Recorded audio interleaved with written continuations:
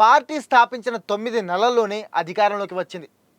1983 జనవరిలో జరిగిన ఆంధ్రప్రదేశ్ అసెంబ్లీ ఎన్నికల్లో 294 సీట్లకు గాను 202 సీట్లు గెలుచుకొని అద్భుతమైన విజయంతో ఎవ్వరూ చెరపలేని రికార్డును సృష్టించింది. అదే తెలుగుదేశం పార్టీ. ₹2కే కిలో బియ్యం, జనతా వస్త్రాలు, పేదలకు పక్కా ఇళ్ళు, మహిళలకు ఆస్తి హక్కు లాంటి విప్లవాత్మక పథకాలను తెచ్చింది కూడా టీడీపీనే. గ్రామాల్లో కరణాలు, మునసబు, పటేల్, పట్వారీ వ్యవస్థల్ని రద్దు చేసి సర్పంచ్ వ్యవస్థ రావడానికి కారణం కూడా టీడీపీనే. వృద్ధులు, వితంతువులు, వికలాంగులకు పింఛన్లను తొలిసారిగా ప్రారంభించిన ఘనత కూడా టీడీపీదే. ఎన్టీఆర్ హయాంలో స్థానిక సంస్థల ఎన్నికల్లో బీసీలకు 20%, మహిళలకు 9% రిజర్వేషన్లు కల్పించడంలో పాటు విద్య, ఉద్యోగాల్లో మహిళలకు 33% రిజర్వేషన్ కల్పిస్తూ చారిత్రాత్మక నిర్ణయాలు తీసుకుంది కూడా టీడీపీ పార్టీనే. మైనారిటీల అభివృద్ధికి ప్రత్యేకంగా మైనారిటీ కార్పొరేషన్ ఏర్పాటు చేయాలని ఆలోచన చేయడమే కాకుండా 1985లో కార్పొరేషన్ని ప్రారంభించిన ఘనత తెలుగుదేశానిదే. ఇలాంటి ఎన్నో విప్లవాత్మక సంస్కరణలకు పునాది వేయడమే కాకుండా తెలుగు జాతి గొప్పతనాన్ని దేశవ్యాప్తంగా చాటి చెప్పిన పార్టీ తెలుగుదేశం పార్టీ. అలాంటి తెలుగుదేశం పార్టీని స్థాపించి ఈనాటికి 43 ఏళ్లు పూర్తయింది. ఈ సందర్భంగా టీడీపీపై దిశ టీవీ స్పెషల్ వీడియో మీకోసం.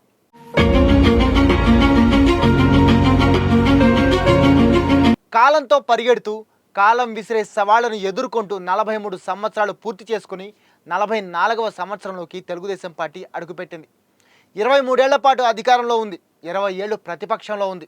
ఈ సుదీర్ఘ ప్రస్థానంలో ప్రతిపక్షంలో ఉన్న, అధికారంలో ఉన్న ఎన్నో సవాళ్లను ఎదుర్కొంది, ఎంతో సాధించింది. ఆంధ్ర రాష్ట్ర తలరాతను మార్చడంలో తన వంతు కృషి చేసింది. 1982 మార్చి 29న తెలుగుదేశం పార్టీని స్థాపించిన ఎన్టీఆర్ తెలుగు నేల మీద ఆర్థిక, రాజకీయ, సామాజిక రంగాల్లో ఎన్నో మార్పులను తీసుకొచ్చారు. ఆత్మగౌరవ నినాదంతో రాజకీయ అసమానతలను తుడిచిపెడుతూ బడుగు బలహీన వర్గాల కోసం పోరాడుతూ రాజకీయాలు మొదలుపెట్టారు. ఆత్మగౌరవ నినాదంతో రాజకీయ అసమానతలను తుడిచిపెడుతూ బడుగు బలహీన వర్గాల కోసం పోరాడుతూ రాజకీయాలు మొదలుపెట్టారు ఎన్టీఆర్. తెలుగు జాతి ఆత్మగౌరవం, సామాజిక న్యాయం, ప్రజా సంక్షేమం అనే ఆశయాలపై పురుడు పోసుకుని 1982లో జరిగిన ఎన్నికల్లో విద్యావంతులు, యువత, మహిళలు, వెనుకబడిన వర్గాల వారిని 80%కి పైగా స్థానాల్లో పార్టీ తరపున నిలబెట్టి 294 స్థానాలకు గాను 202 అసెంబ్లీ స్థానాల్లో గెలుపు జెండా ఎగరేసింది టీడీపీ పార్టీ. అయితే ఆ తర్వాత అనుకోని కారణాలతో 1984 ఆగస్టు సంక్షోభంలో పదవిని కోల్పోయారు ఎన్టీఆర్. కానీ తిరిగి నెల రోజులకే మళ్ళీ ఆయన సీఎంగా ప్రమాణ స్వీకారం చేశారు. స్వతంత్ర భారత చరిత్రలో తొలగించిన ముఖ్యమంత్రి తిరిగి సీఎం కావడం ఎన్టీఆర్ ఒక్కరికే సాధ్యమైంది. 1984లో ఎన్టీఆర్ రెండోసారి ముఖ్యమంత్రిగా బాధ్యతలు చేపట్టిన అనంతరం జాతీయ స్థాయిలో కాంగ్రెసేతర పార్టీలను కూడగట్టారు. నేషనల్ ఫ్రంట్ ఏర్పాటు చేసి చైర్మన్గా ఎంపికయ్యారు. ప్రధానమంత్రులను, రాష్ట్ర మంత్రులను చేయడంలో కీలక పాత్ర పోషించారు. అయితే ఈ మార్పుల తర్వాత 1989లో జరిగిన అసెంబ్లీ ఎన్నికల్లో అనూహ్యంగా ఓడిపోయింది టీడీపీ. కానీ మళ్ళీ పార్టీ బలోపేతానికి ఎన్టీఆర్ నడుం బిగించారు. ఆయన కృషి ఫలించి 1994 అసెంబ్లీ ఎన్నికల్లో ఎన్నడూ లేని విధంగా టీడీపీ 226 స్థానాలు గెలిచి అధికారంలోకి వచ్చింది.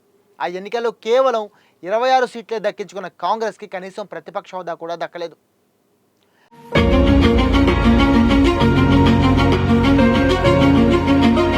టీడీపీ గురించి, ఎన్టీఆర్ గురించి మాట్లాడుకోవాలంటే ముందు సంక్షేమ పథకాల గురించి మాట్లాడుకోవాలి.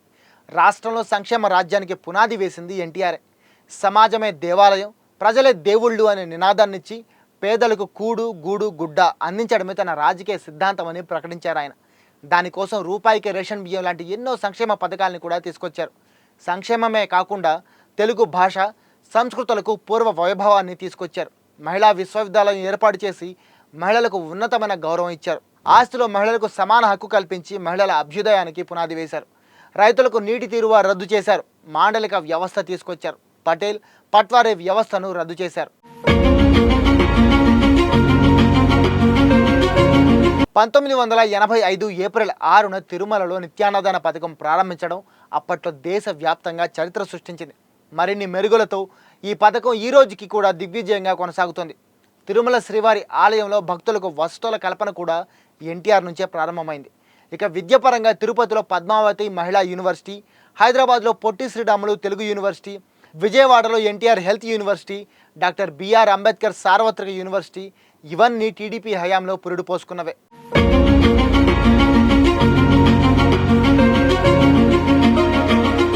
జాతీయ రాజకీయాల్లో కూడా తెలుగుదేశం తనదైన ముద్ర వేసింది.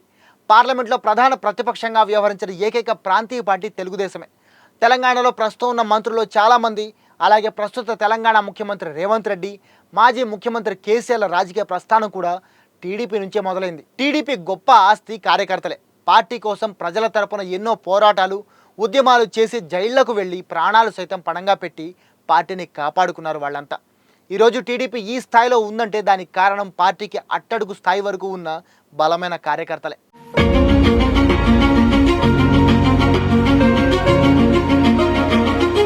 1995 సెప్టెంబర్ 1న టీడీపీలో జరిగిన మార్పుల వల్ల పార్టీ అధ్యక్ష బాధ్యతలని చంద్రబాబు నాయుడు తీసుకున్నారు. ఆయన కూడా ఎన్టీఆర్ స్థాయికి తగ్గకుండా పార్టీని అద్భుతంగా నడుపుతూ వస్తున్నారు. మొట్టమొదటిసారిగా సీఎం అయినప్పటి నుంచి తనదైన శైలిలో పాలనా సంస్కరణలకు శ్రీకారం చుట్టారు ఆయన. జన్మభూమి, ప్రజల వద్దకు పాలన, శ్రమదానం లాంటి వినూత్న కార్యక్రమాలు చేపట్టారు. పారిశ్రామిక వృద్ధితో పాటు ఐటీ డెవలప్ చేసి ఉపాధి అవకాశాలను భారీగా పెంచారు. 2014లో విభజనతో నష్టపోయిన రాష్ట్రాన్ని తిరిగి గాడిలో పెట్టడానికి విజన్ 2020 డాక్యుమెంట్ను రూపొందించి రాష్ట్రాన్ని ముందుకు నడిపించారు. అయితే రాష్ట్ర విభజన తర్వాత అప్పుల ఊబిలో కూరుకుపోయి రాజధాని కూడా లేకుండా మిగిలిన రాష్ట్రానికి అమరావతిని రాజధానిగా చేసి నవ్యాంధ్ర నిర్మాణానికి చంద్రబాబు నాయుడు శ్రీకారం చుట్టారు. ప్రపంచ స్థాయి నగరంగా అమరావతి నిర్మాణాన్ని మొదలుపెట్టారు. పట్టిసీమతో కృష్ణా గోదావరి అనుసంధానం చేసి రాష్ట్రంలో జలవనరుల వృధాని అరికట్టారు. Kia Motors, Hero Motors, Asian Paints వంటి ప్రతిష్టాత్మక కంపెనీలను రాష్ట్రానికి తెచ్చారు. పెన్షన్ 2000కు పెంచారు.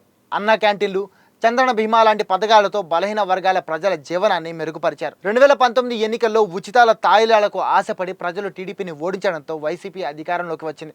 అయితే ప్రజలు ఓడించిన ప్రతిపక్షంలో ఉంటూ పనిచేసింది టీడీపీ. ఆ తర్వాత మళ్ళీ 2024లో అసెంబ్లీ ఎన్నికల్లో బీజేపీ, జనసేనలతో కలిసి కూటమిగా ఏర్పడి మళ్ళీ అధికారంలోకి వచ్చింది. ఈసారి కూడా రాష్ట్రాన్ని అభివృద్ధి పదంలో నడిపించేందుకు సూపర్ 6 పథకాలతో పెన్షన్లు, ఉద్యోగాలు, మహిళలకు ప్రత్యేక పథకాలు ఇస్తూ రాష్ట్రాన్ని ముందుకు నడిపిస్తున్నారు చంద్రబాబు. ఇన్నేళ్ల ప్రయాణంలో టీడీపీ ఎన్నో ఒడిదుడుకులని ఎదుర్కొంది. కానీ వాటన్నింటినీ ధైర్యంగా ఎదుర్కొంటూ ఎన్టీఆర్ ఇచ్చిన స్ఫూర్తితో పార్టీని ముందుకు తీసుకెళ్తున్నారు చంద్రబాబు నాయుడు. మరి టీడీపీ ప్రస్థానంపై మీ అభిప్రాయాన్ని, ఆ పార్టీపై మీకున్న ఒపీనియన్ని కామెంట్ చేసి చెప్పండి.